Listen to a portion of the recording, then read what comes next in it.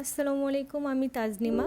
আজ আপনাদের জন্য নিয়ে এলাম আমার করা প্রথম মজাদার রেসিপি বিফ সিজলিং। চলুন তাহলে এর প্রস্তুত প্রণালীটি দেখে নিই। আমি এখানে 1.5 কাপ পরিমাণ বিফ স্লাইস করে নিয়েছি।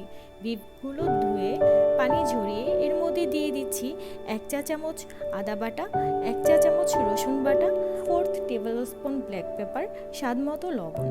এবার সবগুলো উপকরণ মিশিয়ে আমি 10 মিনিটের মতো ম্যারিনেট করে নিচ্ছি। ম্যারিনেট করার পর এগুলো সিদ্ধ করে নেব। তারপর একটি প্যানে 1 চা চামচ তেল গরম করে এর মধ্যে দিয়ে দিব 1 চা চামচ পরিমাণ রসুন কুচি। রসুনটাকে হালকা করে ভেজে নেব। দেন তার সাথে দিয়ে দিব কিউব করে কাটা 1 কাপ পরিমাণ পেঁয়াজ, দিয়ে দিব কিউব করে কেটে রাখা টমেটো। আর নেড়েচেড়ে এগুলোকে ভেজে নিচ্ছি। এক্ষেত্রে ঢাকনা ব্যবহার করা যাবে না। যতটুকু পারবেন চুলার হিট বাড়িয়ে রান্না করবেন। এখন দিয়ে দিচ্ছি 1 চা চামচ পরিমাণ সয়া সস। তারপর দিচ্ছি 1 চা চামচ পরিমাণ টমেটো সস।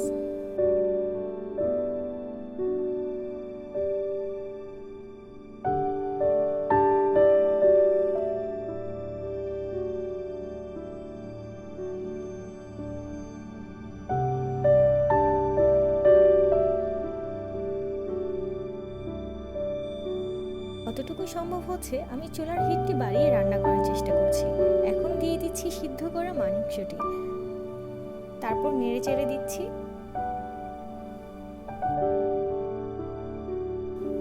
তারপর দিয়ে দিচ্ছি অল্প পরিমাণ জিরে গুঁড়ো। তারপর ধনিয়া গুঁড়ো। তারপর দিয়ে দিচ্ছি অল্প পরিমাণ মাংসের মশলার গুঁড়ো।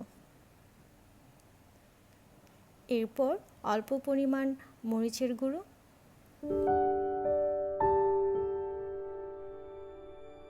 এরপর দিয়ে দিব কিউব করে রাখা ক্যাপসিকাম। তারপর নেড়ে চেড়ে দিচ্ছি।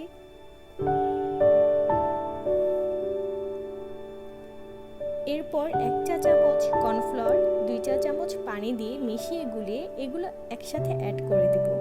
কর্নফ্লাওয়ার দেওয়ার কারণে দেখবেন একটু থিক হয়ে আসছে।